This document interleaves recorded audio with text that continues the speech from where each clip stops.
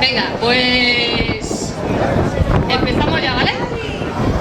Como ya sabéis, lo que es la asamblea del 15M y demás ha estado realizando charlas, un ciclo de charlas, y esta semana, en esta ocasión, corresponde al tema de los abusos bancarios, el tema de las cláusulas suelo, las preferentes, el Euribor y demás. Como ya sabéis, hay dos ponentes. Paco Garrido, él es Paco Garrido, que es doctor en filosofía del derecho por la Universidad de Jaén, y aquí tenemos a Juan Moreno Yagüe, que como sabéis pues es abogado del 15M, precursor de la querella contra Rato y contra Bankia. Ya sabéis que sobre los abusos bancarios, pero también lo que es la asamblea del 15M, de aquí de Dos Hermanas, y todo lo que es el 15M en general, estamos celebrando el segundo aniversario de todo esto que surgió en un 15 de mayo. Cuando me propusieron presentar lo que es este acto de demás, y me dijeron que tenía que hacer un poquito de énfasis en todo lo que se había hecho en el 15M durante 2 años de más, no sabía yo por dónde coger el tema. Entonces me fui a un manifiesto que se leyó en La Seta el 15 de mayo de este año, en celebración del segundo aniversario, y os voy a leer lo que es la última parte, que más o menos resume todo lo que se ha hecho, si se puede resumir, porque son muchas cosas. Os voy a leer. Hace ya casi 2 años de la acampada, durante la que se crearon comisiones de acción y extensión, comunicación, setas feministas, vivienda y asambleas de barrio y pueblo, que actualmente seguimos tomando sus plazas y trabajando para defender nuestros derechos e impulsar un cambio social. La Intercomisión de Vivienda ha creado 13 pibes, puntos de información de vivienda y encuentro, 10 corralas, y desde diversas asambleas se están impulsando monedas sociales y grupos de trabajo. Aquí, por ejemplo, en Dos Hermanas, durante 2 años, la verdad es que no hemos parado de currar. Hemos promovido manifestaciones, hemos intentado movilizar a los parados de Dos Hermanas, nos hemos quejado y nos hemos puesto en la puerta del ayuntamiento en contra de la subida del sueldo del alcalde y de los concejales. Nos hemos dedicado a celebrar charlas, coloquios de educación, de sanidad. Hemos traído a Carlos Taibo e intentamos cambiar un poquito lo que podemos, las pequeñas cosas que tenemos en el pueblo. Y también desde septiembre, bueno, desde noviembre, se ha creado el punto de vivienda aquí en Dos Hermanas, en el que nos estamos reuniendo personas que tenemos problemas con la hipoteca, nos estamos apoyando mutuamente, estamos demostrándole a los bancos que no nos van a poder engañar más, les estamos demostrando que ya somos conscientes que tenemos nosotros el poder y lo bueno es que se están dando cuenta y que estamos consiguiendo un montón de cosas, muchas daciones en pago, se han evitado desahucios, hemos parado subastas y lo fundamental, como yo digo, le estamos devolviendo a la gente las ganas de luchar, de vivir y de tener ilusión. Que eso han conseguido toda esta gente que están ahí arriba, han conseguido quitarnos toda esa ilusión y la verdad que la estamos recuperando. Después, siguiendo con el manifiesto que se leyó allí en La Seta, os voy a leer la última parte. Es necesaria una respuesta de la ciudadanía al atropello de nuestros derechos y calidad de vida. La indignación ocupa a la mayoría, pero es una minoría dentro de esta la que actúa en consecuencia. Sabemos que el poder está bien organizado. Nosotros y nosotras somos más, pero si no nos organizamos e integramos en un corpus común esa respuesta por nuestra parte, que es tan necesaria, no se producirá y pagaremos las consecuencias durante generaciones. Un cambio social es posible.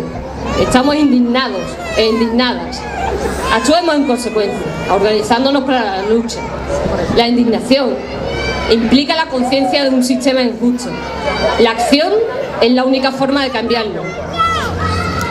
Mientras menos seamos en la lucha, más difícil y lejano estaremos en el cambio social. Ahí lo fundamental es eso, unirse, participar en las asambleas. Por ejemplo, aquí en Dos Hermanas nos reunimos, lo que es la asamblea del 15M de Dos Hermanas, los jueves a las 8:30 en este mismo lugar. Y después lo que es el punto de vivienda, aparte de realizar muchas acciones durante la semana, de no parar, de enfrentarnos a los bancos y de empoderarnos y demás, nos reunimos los viernes de 6 a 8 en la sala Ateneo. Sería en la calle Terral, número 14. Para los que seáis de Dos Hermanas, pues sabréis que está al lado de Almacenes Molero. Por eso es fundamental que participemos. Sigo. Gritémosle más alto que nunca, que no nos representan, de la indignación a la rebelión, escracha el sistema. ¡Sí se puede! ¡Sí se puede! ¡Sí se puede! ¡Sí se puede! ¡Sí se puede! ¡Sí se puede! ¡Sí se puede! ¡Sí se puede! ¡Sí se puede! ¡Sí se puede! Pues ya sabéis, ya después de haber soltado yo el rollo y demás, os comento. Van a hablar un poquito del tema de los abusos bancarios y demás, Paco, Juan Moreno también. Después va a haber un turno de palabra libre, para que haya un turno de micrófono abierto, para que le preguntéis las dudas que tengáis y demás. Y después tendremos la actuación de Marcos Peñalosa, que es la hostia, que ya lo veréis, que es un tío que, aparte de ser buena gente y demás, a mí me encanta cómo canta.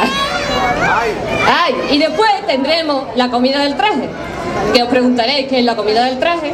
Pues tan simple como yo traje una tortilla de papa, yo traje una ensaladilla y demás, con lo cual lo vamos a pasar muy bien y demás. Pero antes de comenzar el acto, tenemos aquí a los compañeros de Saimaza, de la fábrica de Saimaza, que están también luchando, y bastante. Entonces va a subir un compañero, Carlos, para brevemente explicaros sus situaciones. Carlos.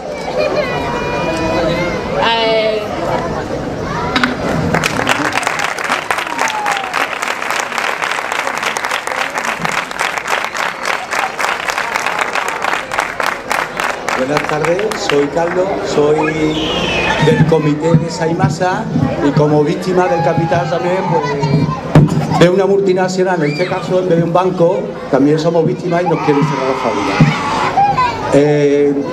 Me supongo y seguro que conocéis Saimaza, puesto que lleva aquí muchos años en Sevilla y en Dos Hermanas concretamente. Incluso seguramente habréis tenido o tenéis algún familiar que haya trabajado, puesto que hay generaciones que han trabajado en Saimaza de aquí de Dos Hermanas. Entonces, pues estamos en la lucha, no queremos que nos cierren, queremos seguir trabajando y quieren distribuirnos por toda Europa porque Saimaza es única, es la única que hay en todo el mundo, somos muy buenos en lo que hacemos y nos la quieren llevar a Italia y no estamos dispuestos a ello. Entonces, estamos en la lucha y queremos solidaridad más que nada, ya que nadie, hemos ido a todos lados, todo el mundo muy solidario, pero al final nos tememos que esto va a ser el fin, ¿no? De todas formas, el derecho al pataleo no lo quita nadie y aquí estamos, ¿no? Os comunico que mañana vamos a tener una asamblea del UGT y a continuación nos veréis por aquí por el pueblo con pancartas y eso y en fin, pedimos vuestra solidaridad. Estaremos en la plaza de Abasto, en la puerta un rato, daremos una vuelta por el pueblo pues simplemente para que nos conozcáis y Iremos con papeles para que el que quiera voluntariamente firmar a que no se cierre, pues esperemos que colaboréis. Y nada más, gracias.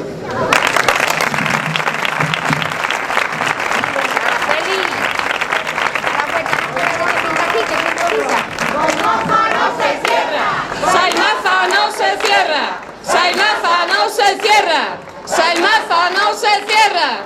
Saimaza no se cierra. Venga. Se me olvidó antes comentar que la compañera María Dolores se va a encargar de las tareas de moderación cuando llegue la hora del micrófono abierto. Y después también, como he comentado, esta charla de debate en esta ocasión la organizamos entre lo que es el 15M y el Ateneo Andaluz de Dos Hermanas.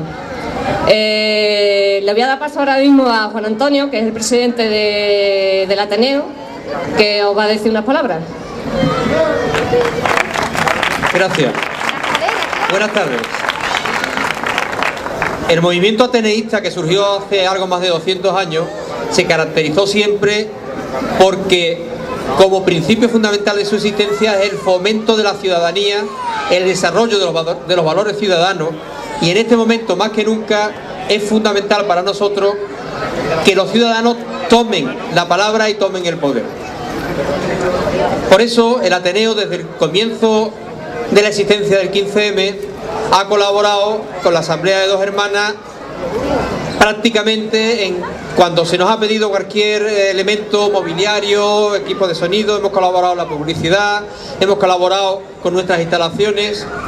El Ateneo Andaluz de Dos Hermanas siempre ha prestado su espacio y su ayuda a cualquier movimiento social, cualquier movimiento reivindicativo, cualquier movimiento de lucha por la mejora de las condiciones de vida o de trabajo en nuestro municipio.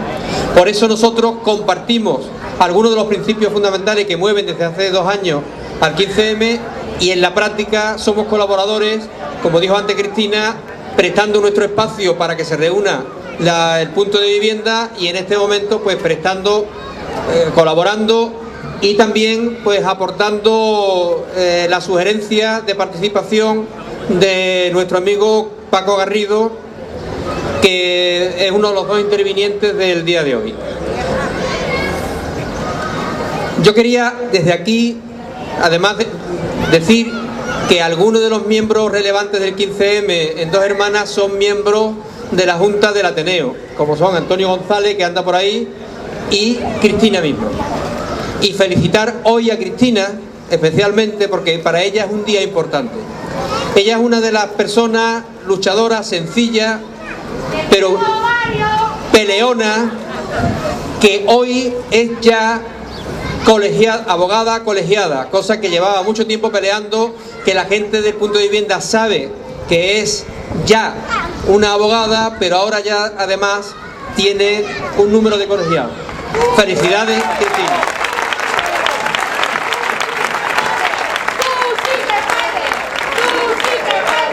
Y en parte esto es con la ayuda y apoyo de mucha de la gente que está ahí aquí también.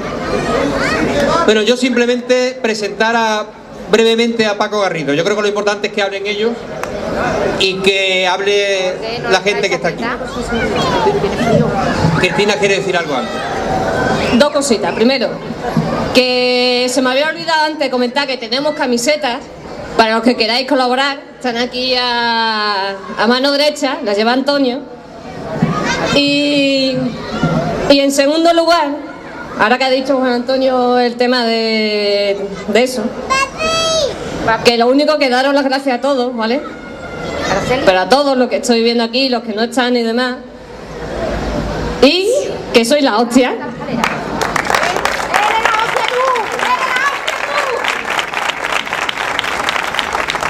Yo simplemente quería presentar, bueno, por supuesto, mostrar mi apoyo y solidaridad a los trabajadores y trabajadoras de Saimaza aquí presentes, que son víctimas, como ellos mismos han dicho, de un sistema que después de muchos años de algunas de estas multinacionales y grandes empresas españolas de recibir ayuda, incentivos fiscales, etcétera, ahora deslocalizan, se van porque ya no les interesa, es decir, nunca les ha importado la sociedad en la que se han instalado, simplemente sacar beneficios, y si ahora los beneficios pueden ser mayores en otro sitio, dejan a la gente tirar. Yo quiero mostrar mi solidaridad como Ateneo y como Juan Antonio a estos compañeros y compañeras.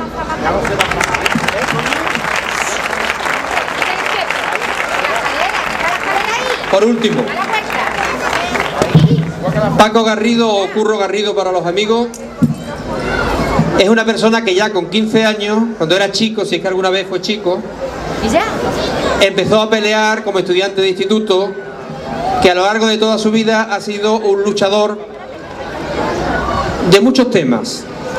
Quizás por el que más se le conoce es por su trabajo porque existiera un movimiento de ecología política en España y en Andalucía en particular, y después de pasar por muchas organizaciones, así fue uno de los creadores del movimiento verde en España, ha sido diputado por los verdes en el Parlamento de España y en el Parlamento andaluz, y hoy día, no siendo ya diputado, sigue implicado en movimientos sociales, es miembro del partido Equo y miembro de la asociación Primavera Andaluza, desde la cual está trabajando por la unidad de los movimientos sociales, de las instituciones democráticas y de la renovación política, y fomentando la unidad de la izquierda como un elemento muy necesario para cambiar las condiciones actuales, en las que en el disfrute del poder de una derecha que se ha visto con todo el poder en sus manos está realizando todo su programa de máximos sin tener en cuenta ningún derecho ni ningún elemento que tenga que ver con la Constitución o los fundamentos del derecho. Entonces yo quiero presentar a Paco como una persona que, además de ser profesor, como ha dicho Cristina, de Filosofía del Derecho en la Universidad de Granada, es articulista de revistas como Paralelo 36, que es una revista de pensamiento político, y muy recientemente ha escrito acerca de la transformación de la banca, de las cajas de ahorros en España, que en parte es de lo que él va a hablarnos hoy. Yo no me alargo y le doy la palabra a Paco.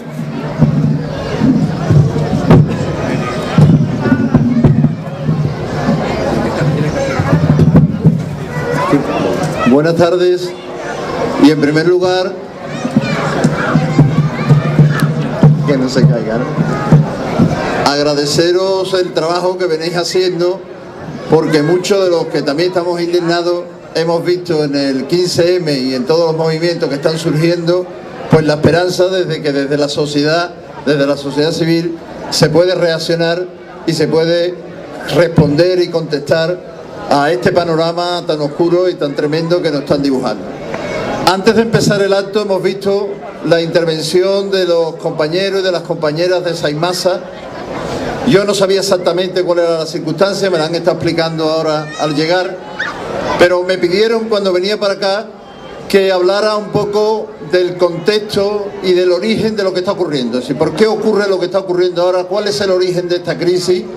Creo que los términos exactos del modelo de estafa que estamos viviendo lo va a explicar mucho mejor mi compañero que está en la brecha judicial y en la lucha contra estas estafas, y yo voy a tratar brevemente de que podamos tener una reflexión de cuál es el origen de esta crisis, porque creo que la primera batalla que nos están intentando colar, el primer gol que nos están intentando colar, es una explicación fraudulenta del origen de esta crisis, como si el problema fuera que la gente ha vivido por encima de sus posibilidades, como si el problema fuera exclusivamente un problema de déficit del Estado, que el Estado ha gastado mucho en sanidad, ha gastado mucho en educación, como si pudiera resolverse exclusivamente reduciendo, por ejemplo, esas partidas sociales.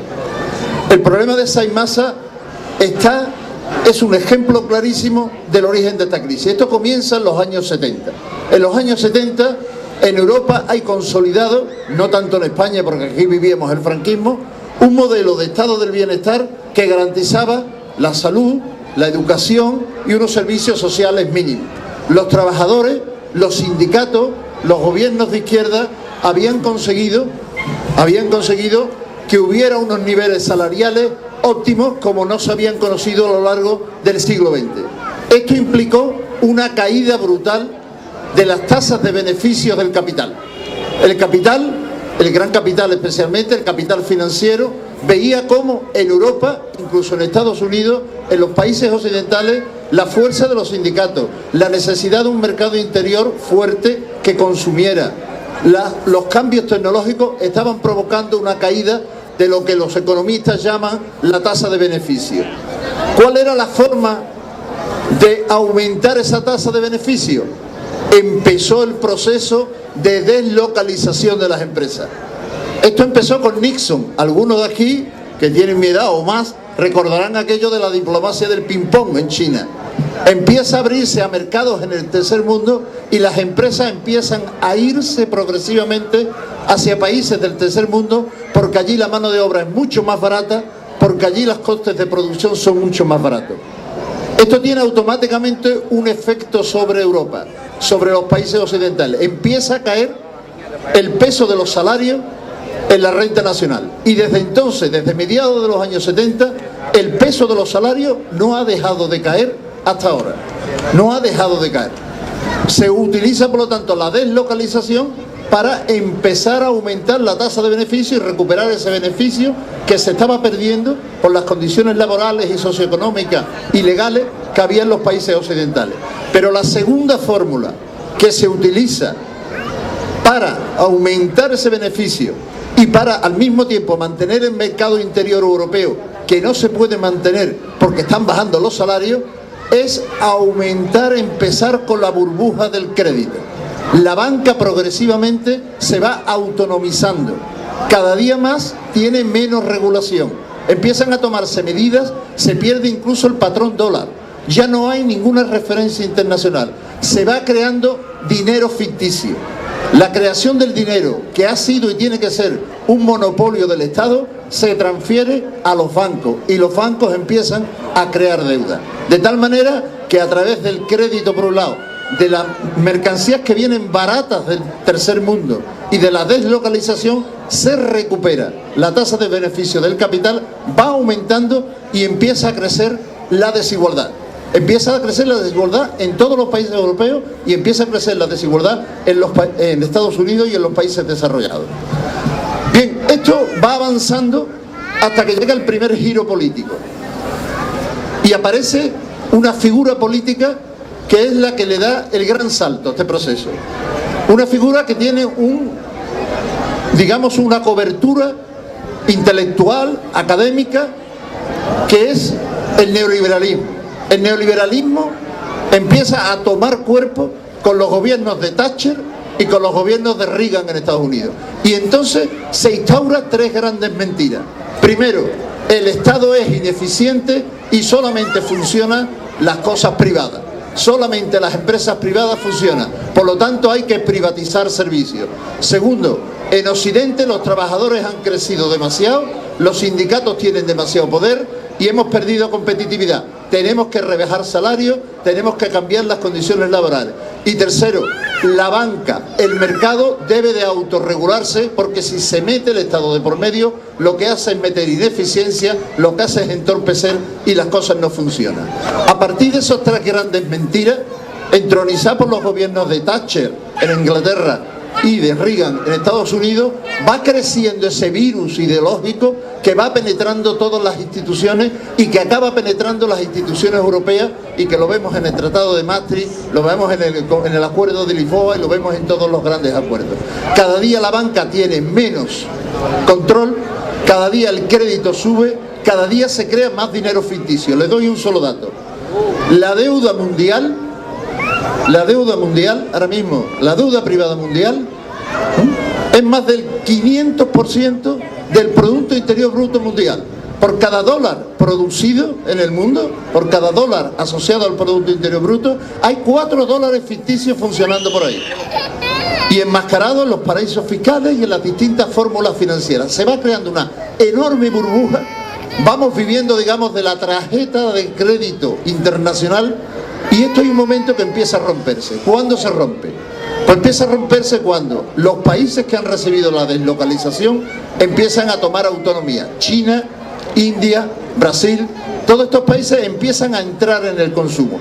Entre el 2000 y el 2010 entran 800 nuevos millones de consumidores en el mercado internacional provenientes de estas tres grandes potencias. ¿Esto qué implica? Esto implica que como las materias primas no son infinitas y el aumento del consumo de estas va unido a este aumento de la globalización, empiezan a aparecer signos de agotamiento de las materias primas.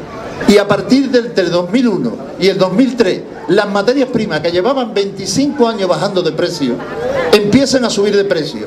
Desde el corcho hasta el cobre, el petróleo, el carbón, las leguminosas, el arroz, las patatas.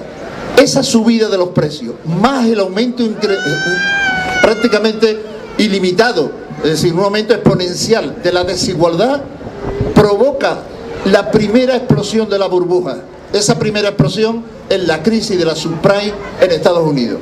Como el sistema de crédito mundial se ha venido interrelacionando y tiene una característica sistémica, se está correlacionado todo, la explosión de la burbuja por la subida de los precios de las materias primas en la década, básicamente a partir del 2003 hasta el 2006, siguen subiendo las materias primas al día de hoy, no han bajado todavía. Más el aumento de las desigualdades implica que empieza a aparecer el fenómeno de la morosidad. Esto genera un fenómeno de desconfianza y empiezan a explotar todos los globos, todas las burbujas que se han venido constituyendo y que se han venido realizando, basadas evidentemente en ficciones, en trucos, en engaños, como los que se pueden explicar aquí y que han operado, por ejemplo, la banca española.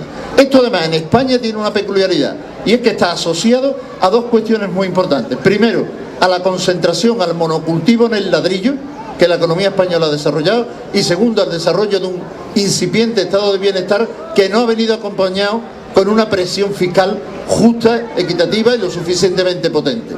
Por lo tanto, ¿qué ha ocurrido? La explosión de la burbuja a nivel internacional ha puesto en entredicho todo el montaje internacional, que vivimos sobre la nada, que intercambiamos nada y que estamos reglados por regulaciones exclusivamente ventajistas, donde el provecho y el beneficio exclusivamente, en este caso de la banca, es el único motivo y el único objetivo como tal. Ese es el origen. Es decir, no estamos solamente ante una estafa, estamos ante una estafa y ante una crisis estructural de un modelo que ya no puede soportarse, que no puede desde el punto de vista ecológico, porque no podemos seguir consumiendo a nivel internacional lo que consumíamos a nivel occidental, y porque la desigualdad y el carácter ficticio del modelo monetario y del modelo económico y bancario no se sostiene más, debido precisamente a que el límite en las materias primas, el límite del precio de las materias primas, de su finitud, establece rápidamente un horizonte de limitación. Por eso esta crisis no es una crisis más. Por eso, a diferencia de lo que dicen algunos por ahí, de lo que decían estos dos famosos economistas, Reija y Koplow, en su famoso libro, de que esta es una crisis más de deuda, no. Esto es una crisis estructural de deuda que implica, por supuesto, a todo el modelo europeo. Podríamos hablar largo y tendido de cómo se construye en Europa una moneda sin Estado y se deja a los Estados sin moneda, y que por lo tanto gran parte de los problemas que tenemos ahora mismo provienen del diseño erróneo que en la zona euro y en general la misma Constitución Europea desde el punto de vista del Tratado de Maastricht ha desarrollado. Pero en esencia es eso. Por lo tanto, la idea de que estamos ante un problema provocado por el Estado, un problema provocado por el exceso de gasto público. Ustedes saben perfectamente que en España el déficit del Estado en el año 2007 era del 36%. Y el déficit privado, la deuda de las empresas, más la familia, que es lo menos, más la banca, era ya del 300%. Hoy es del 90%, del 93%, pero es porque ha tenido que acudir en ayuda de la banca, que ha tenido que acudir en ayuda de la deuda privada, que ya está en el 400% del Producto Interior Bruto. Por lo tanto, que nadie cuente historia. El problema no es del déficit del Estado, el problema no es la austeridad con el Estado, la propuesta no es de austeridad, la propuesta es de pobreza, que es un concepto totalmente distinto. Aquí lo que hay es un problema de un diseño erróneo basado en un modelo centrado en el crecimiento ilimitado y basado centralmente en la búsqueda de beneficios de sectores muy concretos, básicamente el capital financiero, que controla a nivel internacional, sin ningún control del Estado. Esto ha sido posible, y con ello termino, porque a la vez que esto ha ocurrido, el poder político ha sido capturado por el poder económico. Hoy nuestros políticos en general, el sistema político en general, funciona más al servicio de las directrices del poder privado, es decir, del capital privado, que al servicio de los ciudadanos.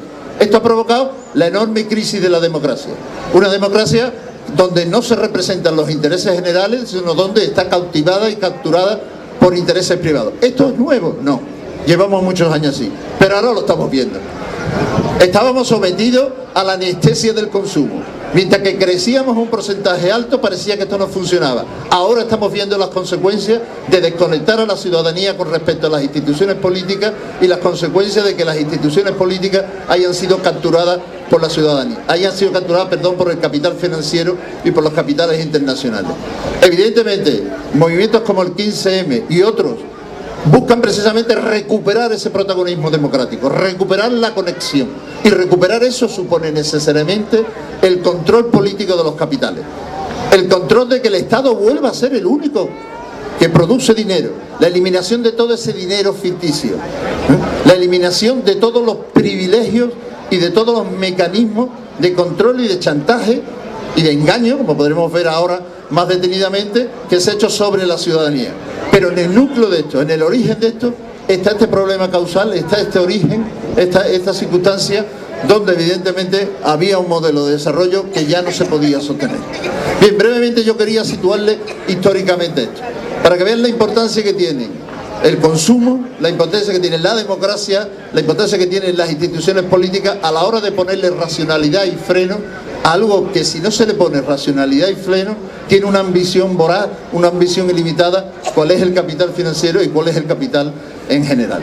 Soluciones a esto, evidentemente hay muchas, se han propuesto muchas, técnicamente hay muchas, habría muchas, desde el control evidentemente de nuevo de la recuperación del Banco Central Europeo con instituciones democráticas dependientes del Parlamento y no como es ahora, hasta medidas de muy diverso tipo, de diferenciar la banca de inversión de la banca de depósito. Hay muchas medidas, pero en el centro político de ellas está la recuperación del protagonismo político de la democracia, que es la recuperación del protagonismo político de los ciudadanos en sus decisiones, pero también de los ciudadanos en sus intereses.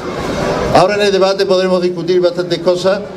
Creo que con esto he querido dar esa pincelada histórica de perspectiva sobre el origen y las causas últimas de la crisis que estamos viviendo ahora, que ni es española, ni es de ahora, sino que viene de lejos y tiene una dimensión internacional, aunque tiene peculiaridades específicas locales. Muchas gracias.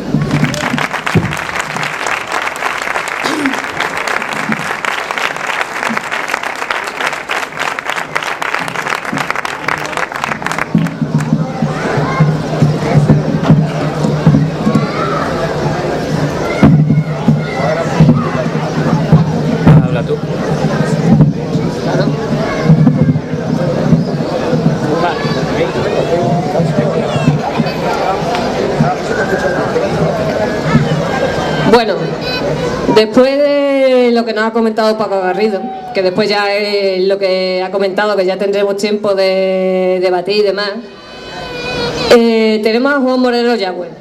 ¿Qué podemos decir de Juan Moreno Yagüe? Para la gente que no lo conozcáis, que creo que son poca gente.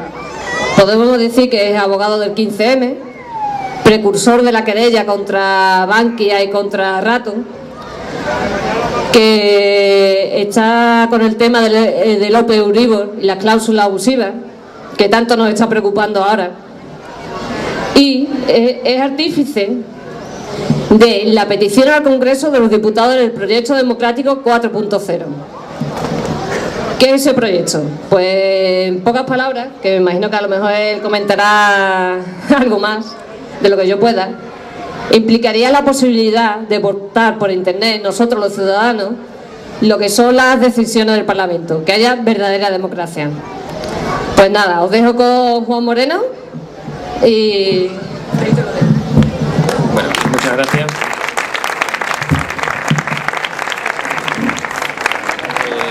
Buenas tardes, gracias por venir. Voy a intentar ser breve y ser muy concreto, ya que, como me han presentado, soy abogado, soy eminentemente práctico. A mi despacho viene gente con problemas reales y hay que solucionarle. El problema, teóricamente esto trata de los abusos bancarios. Si hubiera que resumirlo de alguna manera, podríamos decir que los bancos en sí son un abuso. El problema es que la cosa trasciende el concepto de abuso, es decir, de situación de dominio por parte de alguien, y entra en la zona donde se puede hablar claramente de trampa. y en algunos casos incluso de delito, como ha sucedido en el caso de Bankia con las acciones o con casi todos los bancos con las preferentes. Como os han explicado antes, el mundo actual ha crecido en los últimos prácticamente 25 años a base de deuda, mientras que las generaciones mayores que nacieron en los años 30, 40 o 50 han estado acostumbradas en principio a adquirir bienes tras un esfuerzo de ahorro. A las generaciones que nacimos en los 70 y en los 80, el sistema productivo y financiero nos embaucó en la idea de que nos metiéramos a comprar cosas y las financiáramos. La financiación se pide generalmente a los bancos y es un simple acuerdo entre dos partes, mediante el cual una que tiene dinero se lo presta a la otra y paga un precio. Eso, que en principio es un negocio legal que realizaban los bancos, gestionando los ahorros de los ciudadanos para, como intermediarios del dinero, prestárselo a otros, a la banca no le pareció suficiente. Igual que se ha pervertido la democracia, el mismo capitalismo se ha pervertido también, y estas empresas, que se hacen cada vez más grandes, están dominadas por unos consejos de administración que reciben unos sueldazos y que tienen que rendir cuentas en el corto plazo. Eso hace que todos los sistemas bancarios mundiales fuercen los beneficios que obtienen esos bancos para seguir ofreciendo a los accionistas unos resultados magníficos y ellos cobran unos bonos impresionantes. A la gente se le ha contado que la crisis financiera arranca en Estados Unidos con el problema de la subprime o las hipotecas ninja. La gente no sabe que no es que se dejaran de pagar hipotecas en Estados Unidos. La mayor parte de los americanos, igual que nosotros, pagamos las hipotecas, y aunque allí son muchos millones de personas, nunca superó la tasa de impago hipotecario el 4% del total de los préstamos concedidos. El problema es que en Estados Unidos se hizo una cosa que se hacía en la Europa continental desde hacía muchos años, y es que se titularizaron esas deudas. Titularizar quiere decir que si llega, por ejemplo, el Corte Inglés en Sevilla y el edificio de la Plaza del Duque tiene que financiarlo y pide 5.000 millones de las antiguas pesetas para hacer lo que sea, y lo hipoteca, y es el Banco de Santander, por ejemplo, el que le da esa hipoteca, el Banco de Santander puede esa hipoteca dividirla en trocitos, que se llaman cédulas o bonos hipotecarios, dependiendo de los plazos, y vendérselo al mercado, recuperar rápidamente el dinero que ha prestado y pagar un interés por esos títulos a esas personas que han comprado las cédulas hipotecarias. Bueno, en Estados Unidos se vio que esto era bueno, que estaba bien pensado y que te permitía manejar muchísimo dinero de manera muy rápida. Pero frente a los sistemas europeos o continentales que tenían un control estricto de esas hipotecas que estaban inscritas en el registro y de esas titulaciones de esa deuda, en Estados Unidos no existe registro de la propiedad donde se anota nada. Así que los bancos americanos descubrieron que no solo podían empaquetar esos titulitos en paquetes más grandes, ocultando aquello que tuviera riesgo con aquello que no lo tuviera, sino que, como nadie llevaba el control en un registro de la propiedad de qué se estaba titulizando y qué se estaba vendiendo, vendieron varias veces esos paquetes hipotecarios.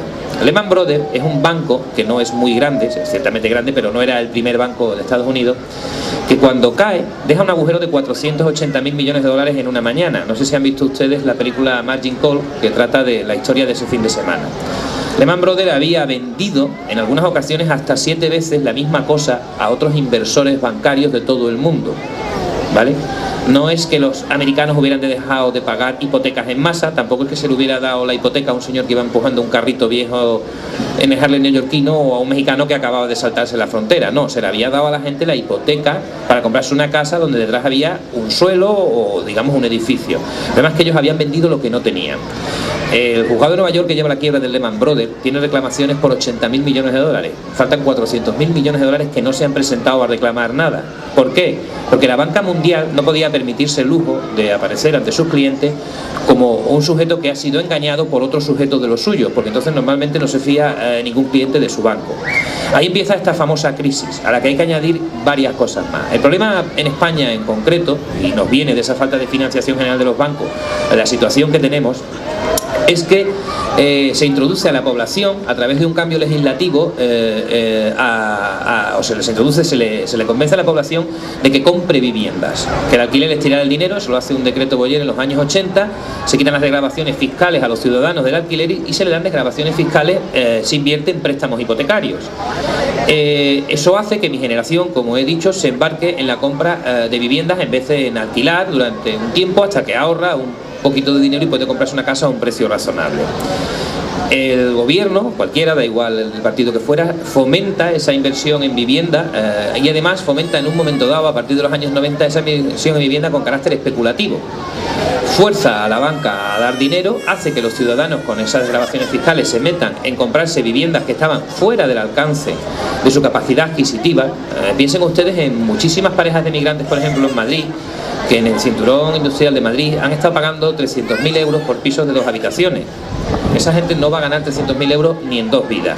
Bueno, pues se mete a la gente en el lío de los préstamos hipotecarios de manera fabulosa. Toda la población cree que efectivamente alquilar es tirar el dinero y comprar es bueno. Y comienzan las trampas. Frente a un negocio que era muy simple, algunos recordarán, sobre todo los que sean mayores, que se han podido comprar pisos en los años 80 y principios de los 90 pagando hasta un 14 o 15% de interés. ¿Por qué se podía pagar eso y ahora no podemos? Pues por una sencilla razón, porque los pisos costaban 10 millones de pesetas, es decir, 4 veces o 5 lo que costaba un coche. De pronto aquí se dispara el precio de la vivienda y los pisos pueden costar hasta 100 veces más de lo que te cuesta un coche. Y además a usted le han dicho que le van a bajar los intereses, pero no le han dicho que los préstamos, en vez de durar de 10 a 15 años, que era lo razonable, iban a durar de 25 a 30 años, con lo cual usted va a estar pagando toda la vida. Y además le vamos a meter una cosa nueva. Le vamos a meter los intereses variables, que era algo que no existía como contrato ordinario durante los años 60, 70 y 80. La gente oye hablar primero del MIBOR y después del Euribor, y a mi generación la meten entera en el Euribor. Y aquí es donde nos metemos con la trampa absoluta. A los bancos no les era suficiente con cobrar una cantidad de dinero por haber prestado dinero que no era suyo. Porque recuerden, los bancos casi no tienen dinero propio. El dinero es nuestro y ellos lo prestan. O si no, piden dinero prestado y ya lo pagaremos o lo devolveremos nosotros. De los 18 millones de hipotecas vivas en el año 2011 que hay en este país, 13 millones de hipotecas van referenciadas al Euribor, que es un tipo variable, y otros 4 o 5 millones van referenciadas a otros distintos tipos también variables. Y a partir del año 2003-2004 se mete de manera a saco, por decirlo simplemente, en todos los contratos las cláusulas suelo, en todos los que se pueden. Y ahora les voy a explicar la trampa y cómo se puede solucionar el problema que tenemos todos. Cuando se cambia la ley de enjuiciamiento civil en el año 2000, se introducen varias anomalías desde el punto de vista legal y de cómo debe ser un procedimiento para conseguir que el que ha prestado el dinero recupere su casa, que están vinculadas de manera muy directa a la falsificación o la introducción en los contratos de estos intereses variables, que les comentaré después para que entiendan ustedes el problema que tenemos. A la mayoría de la gente se le hace firmar hipotecas con tipos variables y las referencian a un supuesto mercado interbancario. El Euribor, ese índice que todo el mundo ha oído hablar de él y que publican en el BOE, se supone que es el tipo medio de los depósitos que se hacen los bancos del continente europeo y algunos otros bancos americanos a plazo de un año. Nosotros en el despacho hace 3 años ya tuvimos un cliente con un caso muy tonto. Era un señor que trabajaba en Sevilla en los años 90, pidió un préstamo personal de 500.000 pesetas, avalado por los padres, trabajaba y lo podía pagar. En el año 97 le sale un trabajo en Bilbao, se va a trabajar al Bilbao y le quedaban 3 cuotas por pagar y tenía unos 100.000 pesetas en la cuenta. Entonces él se va tan tranquilo pensando que el banco tiraría de lo que había en la cuenta y se cobraría las 3 cuotas que le quedaban, que eran de menos de 60.000 pesetas el montante de esas cuotas. Aparece en el 2010 en el despacho con el BBV reclamándole esos 600 euros prácticamente que le quedaban de capital principal y 25.000 euros de intereses. Puso la demanda 13 años después de haber dejado de pagar. Claro, el señor decía, joder, ¿por qué no me la han reclamado y por qué no me han dicho nada, que lo hubiera pagado? Los abogados sabemos que los bancos hacen muchísimas trampas constantemente y te intentan meter hasta más dinero del que le debes en una demanda cualquiera, así que normalmente procuramos revisar todos los cálculos del banco. Bueno, pues como este señor había pedido un préstamo sujeto al MIBOR, que era el índice que regulaba los préstamos variables en el año 97, hubo que ver las tablas del Banco de España de esa época y de pronto descubrimos, comparando las tablas del MIBOR y del Euribor, que a partir del año 2007 no había publicado número ninguno en el Euribor. Y llamamos al Banco de España y preguntamos que por qué no aparecían datos en las tablas. Y nos dijeron que es que no había préstamos interbancarios en el Sistema Nacional Español entre los bancos y que por eso no publicaban ningún dato. Claro, inmediatamente nos quedamos asombrados y preguntamos, bueno, ¿y cómo es posible que se esté publicando el Euribor si no se prestan los bancos españoles entre ellos? ¿Cómo se van a prestar con los europeos? Y el Banco de España nos respondió que ellos no tenían ni idea del Euribor, que a ellos el dato se lo mandaba una agencia privada de comunicación que es Thomson Reuters y que ellos lo mandaban al BOE y punto.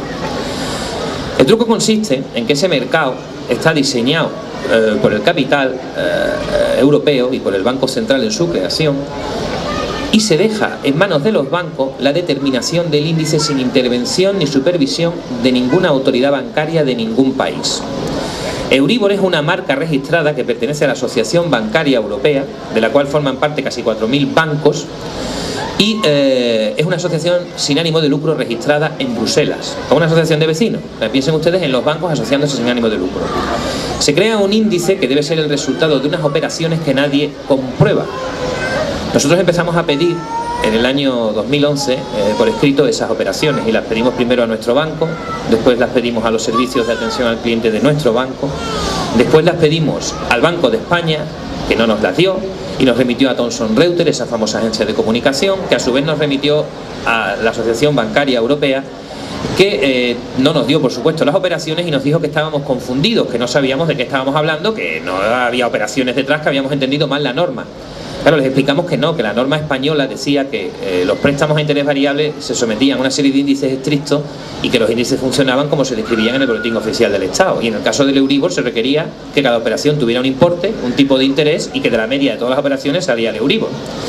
Con esos datos volvimos de nuevo al banco, le explicamos lo que nos había pasado, volvieron a decirnos que no sabían nada, subimos otra vez a los servicios de atención al cliente, nos dijeron que ya habían contestado, y finalmente en mayo del año pasado planteamos una consulta al Banco de España, y cuando le planteas al Banco de España una consulta como particular te la tiene que responder y tiene efectos generales, donde le dijimos algo muy sencillo: ¿es usted capaz de certificarnos el importe de las operaciones o nos puede certificar que no tiene ni puñetera idea de qué está pasando en este mercado? Nosotros, como no nos hacían caso ni siquiera en la comisaría de competencia que dirigía y dirige el señor Almunia en Bruselas, decidimos mandar los datos a todos sitios.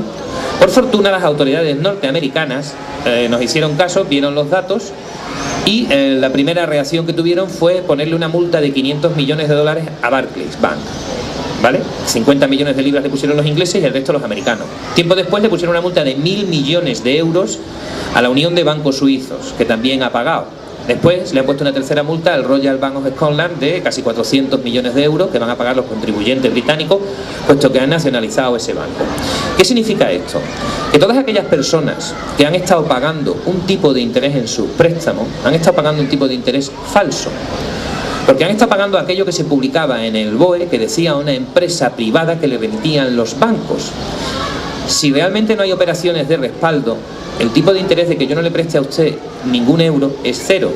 Así que nosotros empezamos en los juzgados a reclamar la reliquidación de los préstamos.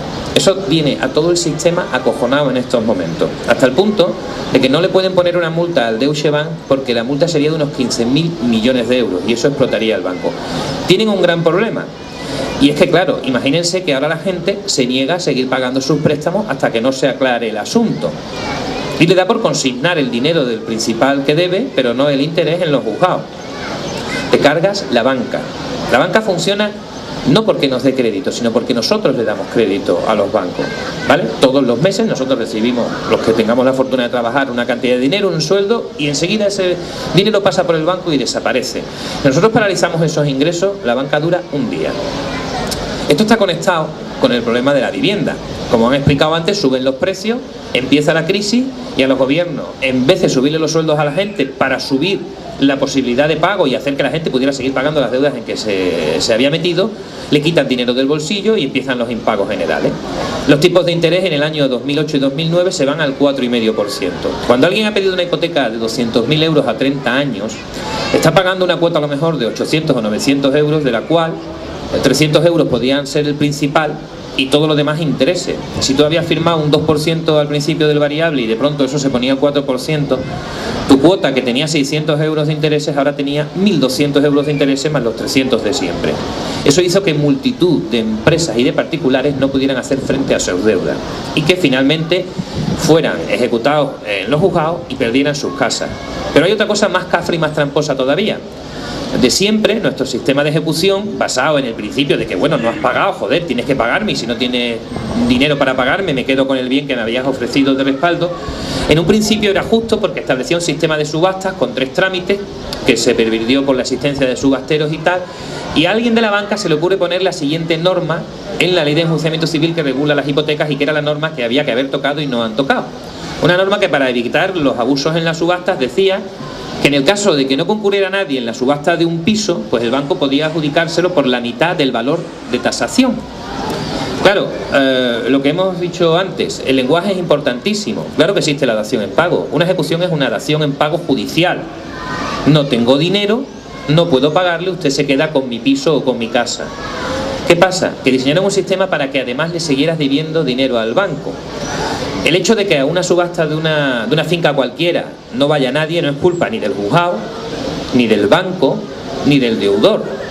Pero lo que es evidente que es una injusticia es que un segundo antes de que se abra la subasta su casa valga 100 y como no hay nadie, dice la norma que de pronto, 2 segundos después de cerrar esa subasta, su casa vale 50. Su patrimonio ha desaparecido de un plumazo, se ha quedado reducido a la mitad y usted se queda sin vivienda y con una deuda gigantesca con el banco, que sigue anotando en los balances que tiene una deuda contra usted y sigue apareciendo como que está bien. Bueno, eso ha ocasionado, insisto, la expulsión de muchísima gente de sus casas con un índice manipulado que podía haber pagado esas deudas probablemente si el índice no hubiera estado manipulado y que puede ocasionar a base de demandas la recuperación de la finca y realmente un daño tremendo para los bancos. ¿Qué hemos hecho nosotros, yo y más abogados que estamos colaborando con el 15M? Algo que el sistema no comprende. Nos estamos moviendo prácticamente sin dinero, solo con buena voluntad y con lo que ha significado el 15M, el manejo de una cantidad de información gigante y muchísima confianza en gente que tenemos solamente buena voluntad. El sistema no puede entender que unos cuantos abogados pongamos nuestras demandas gratis en la red para que la utilicen otros abogados, incluso lucrándose. El sistema no puede comprender eso. El sistema no puede comprender tampoco que haya un ataque masivo de los ciudadanos utilizando sus mismas armas, que son los papeles, la burocracia, las reclamaciones y el plantarse ante situaciones injustas. En estos momentos, la sentencia de las cláusulas suelo ha forzado al Tribunal Supremo a hacer una auténtica barbaridad. 3 señores se plantan ante los bancos y les dicen que, bueno, que lo de las cláusulas suelo se lo han metido mediante engaño y al final el Supremo les da la razón. Es verdad, usted creyó que había firmado un variable y le habían metido esa cláusula suelo. El Supremo no entró en profundidad a analizar la cuestión. ¿Por qué había cláusula suelo? ¿Por qué la banca había metido esas cosas? Pues miren ustedes, por lo que estoy contando del índice, la banca nunca apuesta porque no quiere jugarse su dinero. La banca y el capital, como se dice siempre, es muy miedosa. Solo apostaban si controlaban el índice. Si yo controlo el índice de Euribor, estoy controlando lo que me van a pagar mis deudores, los prestatarios hipotecarios, pero también estoy controlando lo que yo voy a pagar en los plazos fijos, en las famosas preferentes y en un montón de contratos donde yo soy deudora. A partir del 2004 introduzco millones de contratos con cláusula suelo y me garantizo que los deudores me van a pagar un 3,5-4% como mínimo. Cuando tenga amarrado eso, bajo el índice, como sucede en la actualidad, y pago 0,50 a mis acreedores. Ha sido increíble los últimos 7 o 8 meses, donde el Banco Central Europeo ponía el dinero a disposición de los bancos al 0,75 y el Euribor estaba al 0,50. O sea, ¿me están ustedes diciendo que ustedes están prestando dinero entre sí a pérdidas? Nuestras instituciones naturalmente no controlan nada y no quieren controlar nada. ¿Qué hemos diseñado nosotros? Bueno, pues nosotros hemos diseñado un ataque masivo por parte de los ciudadanos a todo el sistema. Vamos a intentar colapsar los juzgados a base de demandas que vamos a poner a disposición de la gente y de reclamaciones y, en última instancia, si es necesario, donde vamos a atacar, entre comillas, es a las mentes de los ciudadanos, que es lo que realmente tenemos que cambiar. Y vamos a convencer a los ciudadanos de que realmente no es que estén abusando de ustedes, es que les están engañando y haciendo trampas en su contrato. Un contrato que ustedes honradamente habían firmado y estaban dispuestos a cumplir y a pagar aquello a lo que se habían comprometido y aquello donde habían puesto su firma. Imagínense que poco a poco vamos convenciendo a la gente de que no paguen un tipo de interés que es completamente, no es que sea abusivo, sino que es completamente una trampa y que plantándonos todos, y es posible, hacemos ceder a la banca. Esto que hemos planteado tiene ahora mismo de cabeza al Banco Central Europeo y al Banco de España, sobre todo por la cantidad de cláusulas suelo que había en nuestro país y no en el resto de Europa, porque no saben cómo solucionarlo. Nosotros les vamos a proponer una solución muy simple. Frente a lo que ha hecho el Supremo, que lo que les estaba contando antes, con las cláusulas suelo, que ha sido cargarse 2000 años de doctrina de la nulidad. El Supremo ha dicho que las cláusulas suelo son nulas, pero ha dicho que no hay que devolver el dinero sin justificar ni una sola cifra. Le vamos a plantear lo siguiente a los tribunales. Vamos a ver si es verdad que si nos tuvieran que devolver todo lo que nos han robado hasta ahora, probablemente crearíamos el sistema. Nos gustaría a todos que los bancos se fueran a la mierda, pero es cierto que luego al día siguiente, cuando fuéramos a sacar de un cajero dinero para tomar una cerveza, íbamos a estar bien jodidos. Pues vamos a aplicar su misma táctica.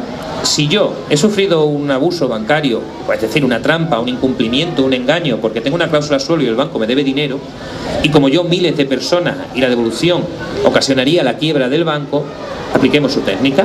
En vez de deberle al banco 60 cuotas, le voy a deber ahora 55. Ya se las dejaré de pagar en su momento. Es decir, hay soluciones. Pero todo esto va a depender de que todos los ciudadanos nos activemos, nos informemos y realmente actuemos de manera muy simple. Nosotros desde el 15M estamos programando una acción muy radical. Hasta ahora el mundo ha funcionado a base de protestas y a base de esfuerzos pues, de los obreros en el siglo XIX, de los sindicatos en el siglo XX cuando se constituyen, y eso en un principio ha servido porque realmente los trabajadores cuando antes paraban una fábrica. Ahora no hay quien tenga huevos de parar más de un día porque se queda sin un montón de sueldo y en general salimos a la calle, protestamos con una pancarta delante, salimos en los telediarios, pero no hay efectos prácticos. Somos ciudadanos que estamos quedándonos sin derechos porque los actuales gobernantes están legislando de una manera muy cafre, literalmente nos están quitando los derechos y la posibilidad de acudir a los tribunales para reclamarlo. Que no tengo ni idea de qué son. Entonces, básicamente, yo desde aquí hago un llamamiento a todas las personas para que continúen con lo que está suponiendo el 15M hasta ahora, que es muchas relaciones con mucha gente, hablar de política, efectivamente, con muchos conocidos nuevos, y que sigan informándose de todo lo que puedan. Es la información lo que realmente les ha concedido a ellos el poder y el conocimiento de la información que tenemos ahora lo que nos lo está concediendo a nosotros. El mundo ha sido siempre injusto desde hace siglos. El problema es que ahora somos muchos los que conocemos las injusticias y eso hace que éstas sean insostenibles.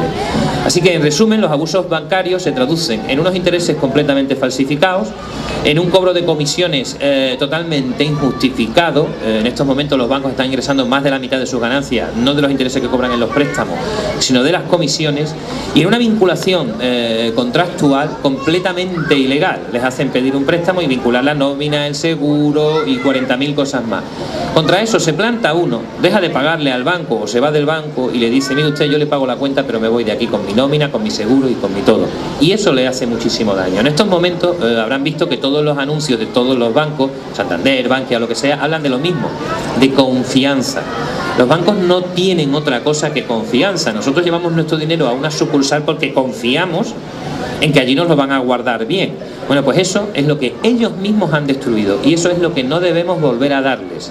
Sin la confianza, ellos se pondrán a nuestro servicio. Mientras sigamos confiando en ellos, nos tendrán literalmente cogidos por nuestras partes. Así que no confíen en ningún banco, ninguno va a ayudarles, y sobre todo, infórmense de hasta dónde se puede llegar, porque ahora mismo hay muchísimas posibilidades de alterar todo el sistema crediticio y realmente somos deudores. Si nos libramos de las deudas, no nos hacemos libres.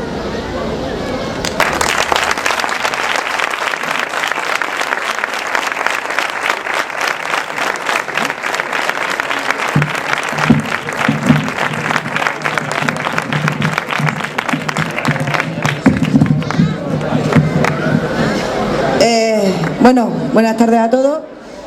Ahora, como bien ha dicho mi compañera Cristina, tenemos el turno libre de la palabra.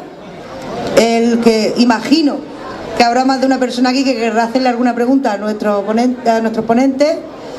Me va levantando la mano y le iré pasando el micrófono para que puedan preguntar. Eso sí, les pido que por favor las preguntas sean claras, cortas y concisas, para no extendernos mucho, ¿de acuerdo? Y poder darle a todo el mundo la palabra. Muchas gracias.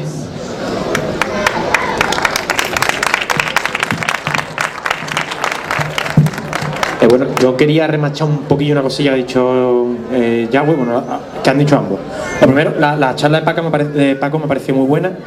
De hecho, Paco, por si lo conoce, hay un tal David Hartley, profesor de Harvard o de MIT, que hace unos vídeos, o sea, más o menos tu mismo discurso, comentado con animaciones. Se lo busca RSA Animation en YouTube, en español. Tiene prácticamente el relato que has hecho, pero mucho más amplificado, cargado de datos y sobre todo más como con animación, es con dibujitos. Creo que te puede servir más como buen argumento, o sea, incluso para clase, como material. Pablo, por ejemplo, lo usa en la Complutense. Yo sí quería dejar, o sea, y por poner el sustrato para la pregunta, me imagino, o sea, lo que ha dicho Yagüe de la información, que es muy importante. Conectando con lo que ha dicho Paco, en España tenemos una cosa súper especial con respecto al resto de los países, ¿vale? En el mundo en general no se pagan impuestos, o sea, las grandes empresas pagan poco. En España es que al revés, lo subvencionamos, ¿vale?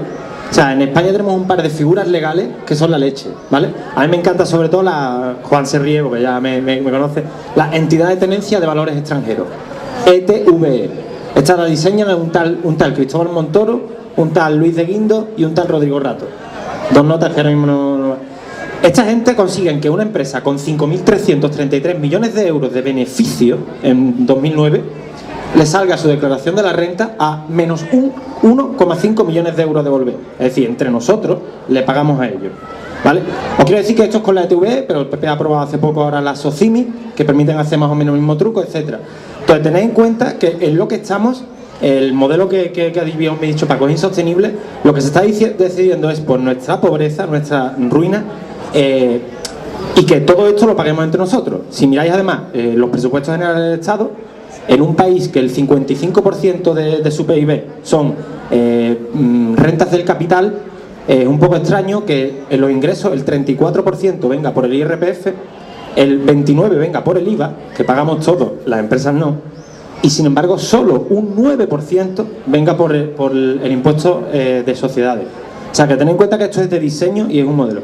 Entonces yo sí quería hacerle una pregunta a los dos, porque entrando en esto y viendo más que este es el mismo modelo que se ha aplicado en Latinoamérica o en la antigua República Socialista Soviética, etcétera, es decir, sabiendo la evolución que esto ha tenido cuando se ha aplicado en otros sitios, tengo un compañero argentino que hace poco me comentaba que él se tuvo que ir de Argentina porque ellos empezaron como nosotros, con el discurso de la no violencia, etcétera, pero cuando empezaron los saqueos se tuvo que venir para España. Y que ve que eso va a pasar en España, que ahora mismo todavía nos podemos permitir ese lenguaje del pacifismo y demás, pero cuando sea el hambre el que apriete, si uno puede hacer política cuando tiene los pies calzados y el estómago lleno, pero cuando sea el discurso del hambre el que apriete, ¿creéis que vamos a llegar a ese escenario? O, en fin, tenemos que ponerlo. Perdón por la extensión. Muchas gracias.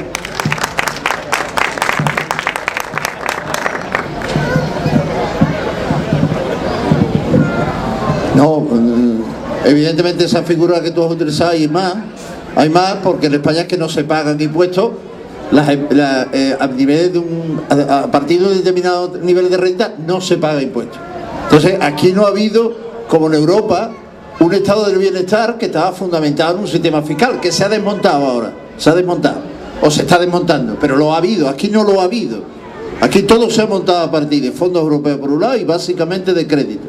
Claro, en cuanto ha habido el más mínimo cambio en las condiciones ambientales del mercado, lo que se ha producido es la hecatombe que conocemos ahora. Sobre la segunda pregunta, desgraciadamente yo creo que de continuar las cifras actuales vamos a ver una aparición de escenarios violentos, no en el plano político, sino todavía peor, en el plano social. Es decir, todavía en las cifras de la delincuencia no ha dado la cara a la crisis, porque no se salta de la noche a la mañana de ser un trabajador a ser un delincuente, es decir, a actuar violentamente. Pero si las cifras actuales se consolidan, vamos a ver un escenario de aumento de la violencia muy fuerte, tanto en el plano colectivo como en el plano estrictamente individual. Y eso supone que el Estado va a utilizar eso para reforzar una serie de mecanismos represivos. Vamos, yo leía antes de ayer una noticia de que en San Fernando los infantes de Marina están haciendo ejercicios tácticos contra insurrecciones populares. Es decir, entre los escenarios de intervención de los infantes de Marina ahora mismo está la posibilidad de una insurrección social. Claro, todo esto evidentemente es un escenario que nadie desea, vamos, nosotros desde luego no, y lo hemos demostrado, pero que desgraciadamente, si no se toman medidas, eso está ahí, Bueno, yo por mi parte pienso lo siguiente: el pacto social famoso de Rousseau se basa en que todos respetamos las leyes. Son las leyes lo que tenemos ahora mismo encima y lo que nos están machacando. Entonces, en un escenario de empobrecimiento, evidentemente sí podríamos tener un problema grave como los argentinos. España tiene otras connotaciones geográficas y sociológicas distintas y podrían salvarnos durante un tiempo más de incurrir en escenarios de violencia, pero tenemos una solución muy fácil. O sea, tenemos una cosa que se llaman urnas, tenemos en 3 o 4 años la oportunidad de darles a todos los que están ahora una lección y basta con que seamos nosotros los que nos pongamos a hacer leyes justas. Como se ha dicho al principio, cualquier trabajador comienza pagando el 20 y tantos % de IRPF y conforme a la Constitución se aplica un sistema progresivo. Es decir, si el trabajador va ganando más, en vez de pagar un 20 y tantos, paga un 30%. y si gana más pagará un 40 y si gana muchísimo paga un 50. Claro, la cosa es que no hay justificación ninguna para que el capital no sea grabado de la misma forma con progresividad. Existe una cosa que se llama salario mínimo o renta de subsistencia y tal, y parece que todos los humanos estamos de acuerdo en que, bueno, se necesita un mínimo de dinero o de subsistencia económica para sobrevivir. ¿Qué les parece a ustedes que pusiéramos un máximo? Es decir, decirle a alguien, mire usted, si usted va a tener más de 100 millones de euros, nosotros vamos a mandar 2 médicos a su casa y lo vamos a ingresar a un psiquiátrico porque usted tiene un problema si quiere tener más. ¿Vale? Es cuestión de cambiar los conceptos legales básicos y lo podemos hacer. Así que es cuestión también de aguantar un poquito hasta que lleguen las próximas elecciones y para evitar la violencia, echarlos a ellos, que van a ser probablemente los que la provoquen.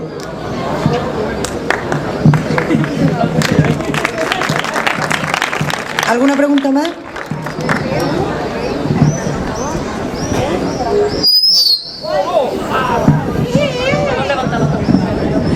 Bueno, es un hecho, como bien habéis expuesto desde la mesa, que los grandes capitales,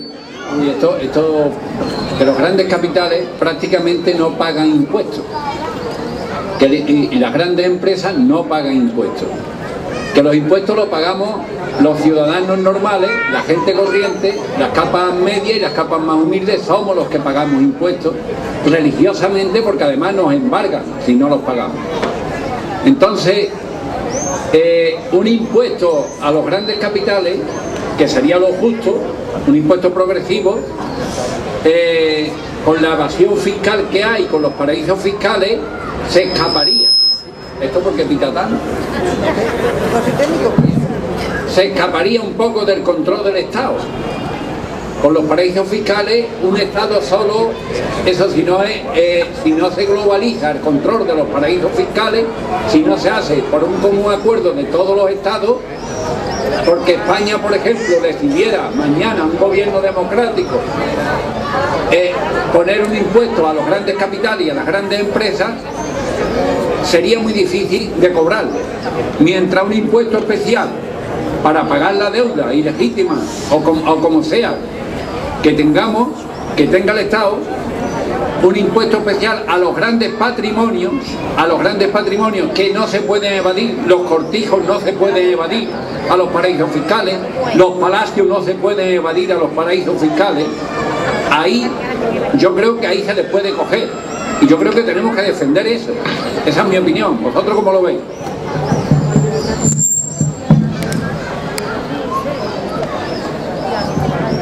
Vamos a ver, yo lo de los paraísos fiscales no se quiere hacer, pero tiene una solución práctica y rápida muy sencilla.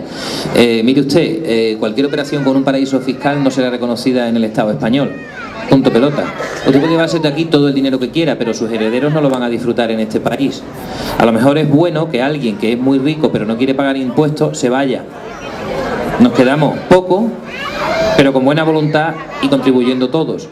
Entonces basta simplemente con que tú cierres la legitimidad a los paraísos fiscales, aunque sea de manera individual y unilateral. No se reconocen en España operaciones provenientes de esos sitios y aseguro yo que las demás poblaciones de ciudadanos del continente europeo reclamarían a sus gobiernos inmediatamente que se hiciera eso. Esos son leyendas o trucos que nos cuentan de que el capital se iría, que se vaya, pero que no vuelva. No se van a llevar las fincas ni los cortijos, se van a llevar su dinero y yo insisto, la gente al final se muere y hereda. Y heredas dinero o heredas acciones, pero si no puedes traerlas aquí te vas a tener que ir a las Bahamas a disfrutarlo. Y hombre, el problema que tenemos con España es que es guay y nos gusta estar aquí, incluso a los ricos también.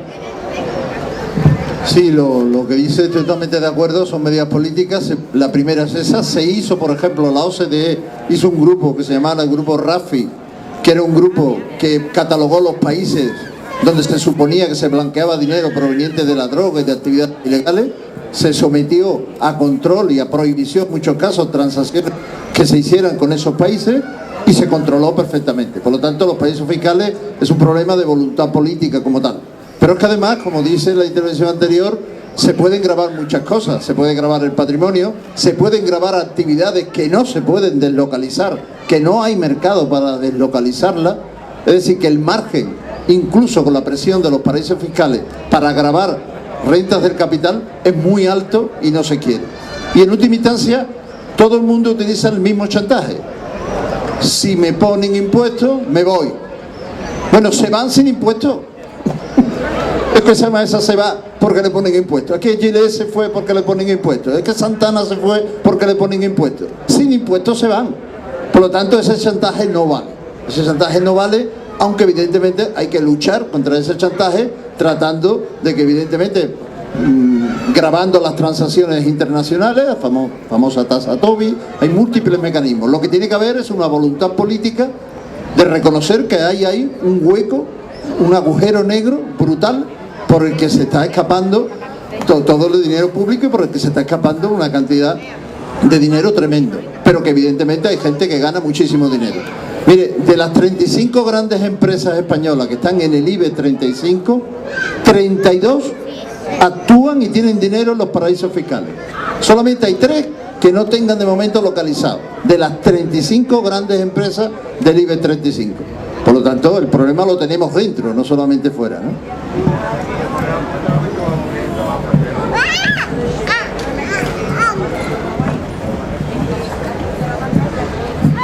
Bueno, yo quería preguntar qué opináis de la banca ética, de Tríodos y demás.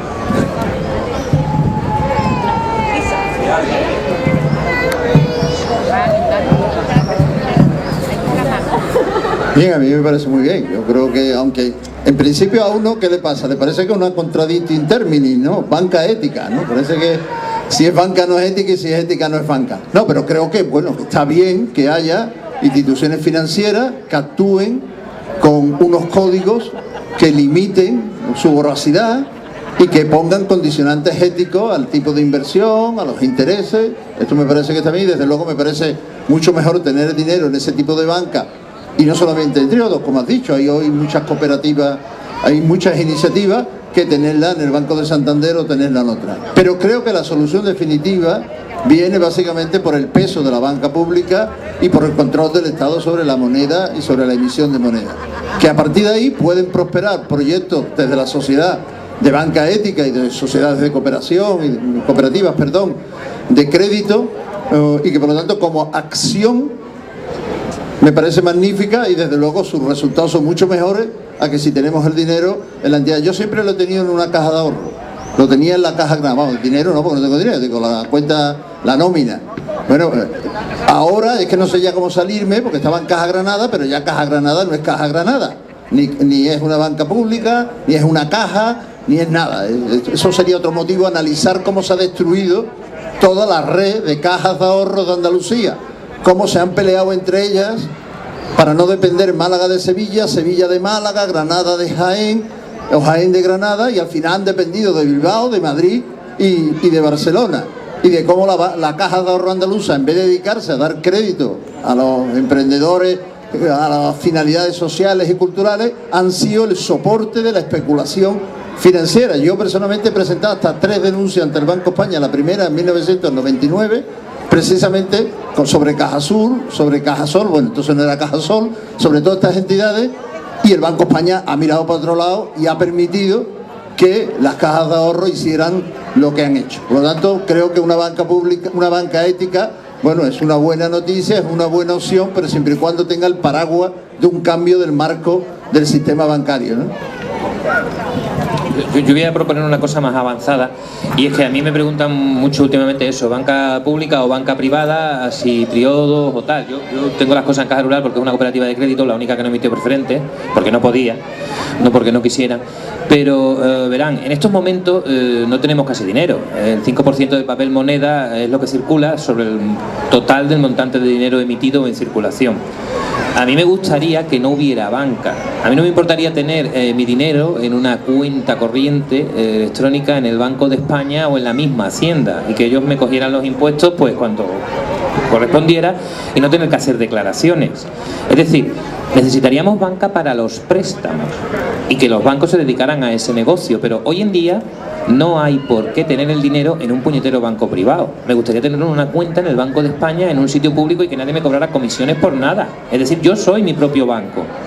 Yo dentro del Banco de España debería de poner como institución pública, tener una cuenta corriente donde se me ingresara la nómina y donde se me hicieran los cargos, y prescindir por completo de cualquier manejo o intermediación del dinero por parte de bancas públicas, bancos privados y bancos de todo. O sea, dense cuenta que es que estamos con mentalidad del siglo XVI operando en el siglo XXI. Solo que esa mentalidad que impera o que todavía sigue funcionando les permite a ellos cobrarnos comisiones por todo. Yo antes tenía un banco porque tenía monedas de oro que guardar. Ahora lo que tengo son apuntes contables electrónicos y existe tecnología suficiente para prescindir por completo del sector privado y público en relación a cómo manejamos el dinero. Actualmente en California y en Japón se están probando sistemas de pago por móvil. Todo eso es electrónica y anotación contable. En el momento en que todos podamos pagar por el móvil desde nuestras propias cuentas, adiós a la banca.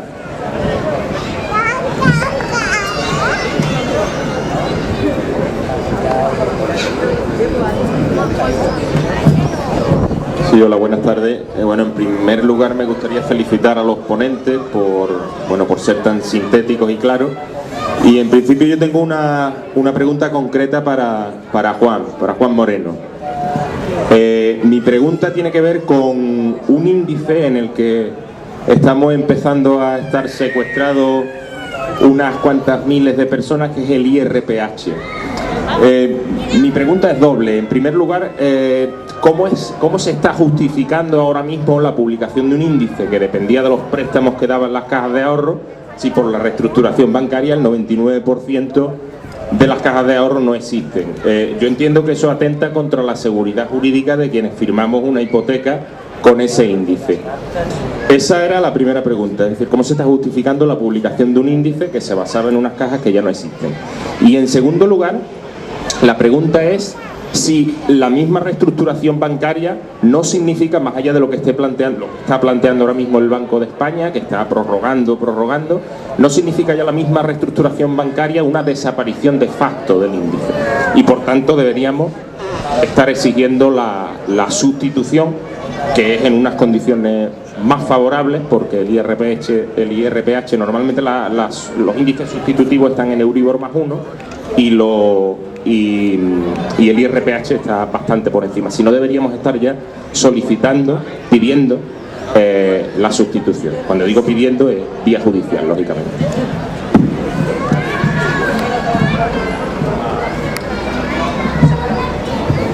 Gracias. Sí, efectivamente, no soy tan conocedor del IRPH como del Euribor, que lo tengo dominado a fondo. El IRPH es más alto porque teóricamente es el resultado de los préstamos hipotecarios realmente concedidos y el Banco de España toma las cifras de los registros notariales o de los registros de la propiedad como préstamo final. ¿Qué pasa? Que esas cajas van concediendo préstamos en muchas ocasiones al Euribor más unos diferenciales que finalmente determinan que el préstamo se haya concedido por tal cantidad, y ese es el que les aplicas a la gente que está con el IRPH. Efectivamente tienen un problema gordísimo porque nadie sabe realmente las cifras de préstamos que se están concediendo en estos momentos.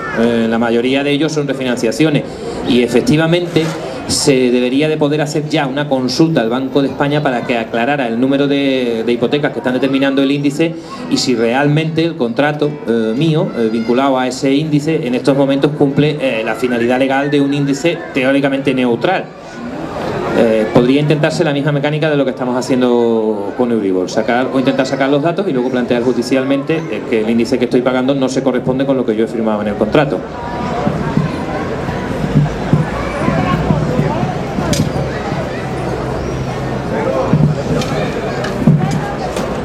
Hola, buenas noches. Yo después de lo que he escuchado aquí está clara la sutileza que los bancos han utilizado para robarnos. Entonces yo, como ciudadana de a pie, con una nómina domiciliar, ¿qué puedo hacer yo? Porque ahora mismo lo ideal sería que todo el mundo hiciéramos lo mismo. Evidentemente eso todavía no estamos a ese nivel. Me encantaría, pero yo desde ya me gustaría hacer algo que lo fastidiara también. Entonces, en esa línea, bueno, ¿qué podemos hacer?